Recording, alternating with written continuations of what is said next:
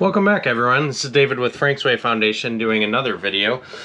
Today what we're going to be doing is a little bit different. I guess you could say it's a little like a blog or whatnot, but I try to mix things up a little bit just to give you guys as much information about your dogs as far as products, tips, tricks, and other things. So don't mind the mess. We are in the process of moving, actually, so I don't want to really spoil too much of that until we actually get everything moved, but I'm real excited. That's in a future episode. We are actually going to be doing a little quick video of that. So one thing with our videos that most people don't know is there's always bulldogs around. So all these shots are done. Hi, Pound Cake. It's only one take. I don't edit anything like that. I just upload them to you guys. So my work's always cut out for me because I always have tons of dogs under my feet, so it's good and bad. Helps me relax and get things done. Also makes me have gray hairs. So what I want to talk about today is another thing we've been working on, and that's we're always trying to give back to the people that help us. So with that being said, one of the things that I kind of dove into was the ability to do laser etching on certain things. So just a quick rundown of what we do is we take pictures. Here, I'll show you my computer monitor here. So this is a picture of, this is Tim, and that is Annabelle, his dog. So what I have to do is go in and make this to where it will go into the laser properly and give us the right image. After that, we can put it on a multitude of different things. Let me show you a couple things real quick here. I mean, there's picture frames. You can see that one. Just a generic picture frame.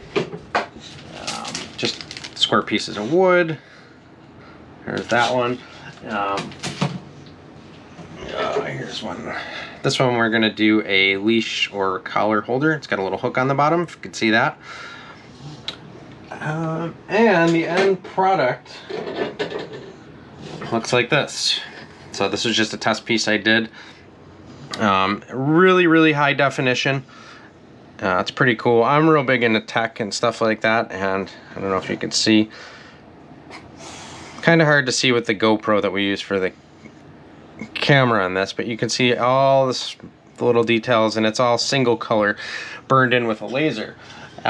With this laser we can do acrylic, wood, glass, metal, any material you can think of, and it'll put a super high quality image into that. So what I've been doing is we've been doing Christmas ornaments, we've been doing portraits, stuff of that nature. So this one, Tim's a really dear friend of ours, and that's his bulldog Annabelle. So we're gonna make one for him. It's gonna be a larger one that's framed, so that's what we're doing with that. So usually each picture takes about anywhere from 3 to 4 hours between me getting the picture, color grading it, making it ready for the laser, and then about 1.5 hours for the laser to actually cut it. So I'm not going to turn the laser on because it's really loud. You probably won't be able to hear me, but it's a really cool piece of equipment. I've labeled a lot of our equipment. It'll actually etch the logo into certain things for labeling purposes, stuff like that. So that brings me to what I planned on talking about today. So dog tags, that's the big one that I want to talk about. So all too often I have to find or locate animals that have no identification on them. So besides microchipping, which is a big thing, a dog tag goes a long way. So you can go to PetSmart, I believe some Walmarts even have it. Real inexpensive, engrave your phone number on it, the dog's name, and possibly an address if you can fit it on there. People that don't have microchip scanners, kind neighbors, people in the neighborhood that see that, it will get your animal back. And that's not just dogs. You can put them on cats, you can put them on just about any animal, but it's really important. It makes our job so much harder to find an animal that has no identification. So I tell everybody, please just, spend the $3 or $4, get a dog tag, put it on them, and that definitely helps. The other thing you can do is during disasters, and I've seen a lot of people do this, and that's take a permanent marker and on your dog's belly where it's has less fur, or even cats have their undersides, put a name and address, put any information to get them back home. So a permanent marker is it's a humane way to do that. It doesn't hurt the animal at all. It does wash off over time, but it lasts. So I've seen it time and time again where an animal will be lost in the woods, and the rain, the water, the muck, all that stuff, and that permanent marker stays on. So it's just like a temporary tattoo. Put it on the animal, and then if you do get lost from them, it definitely helps.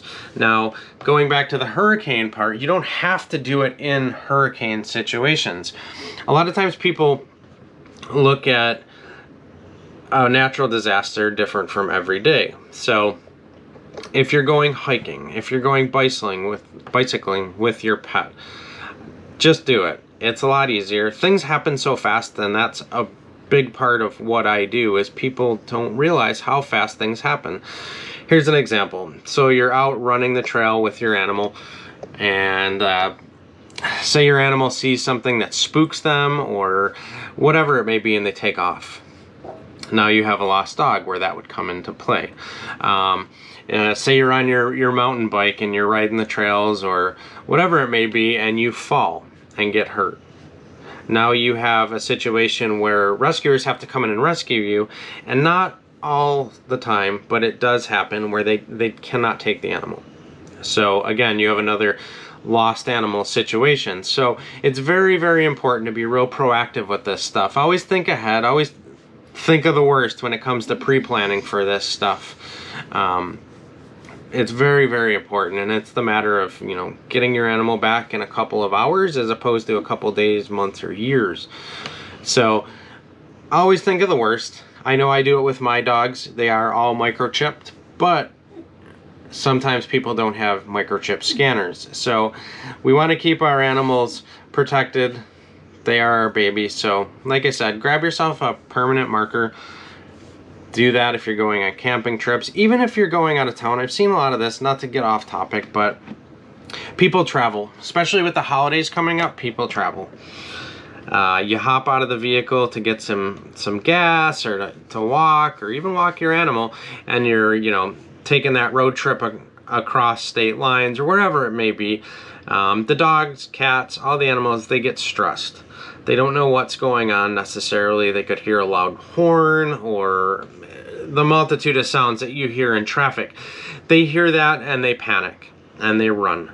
So, like I said, just a little tip to kind of keep your pets at home. And I know a lot of people, my dogs or cats, they listen, or they listen to my commands. They do exactly as I say. That's not always the case. I don't care how trained your animal is. Sometimes they hear certain noises that will startle them, and it's the flight or fight response, or they run. So like I said, just a quick little tip. I am going to be doing a video. Stay tuned, because I come to tell you guys a little bit about it.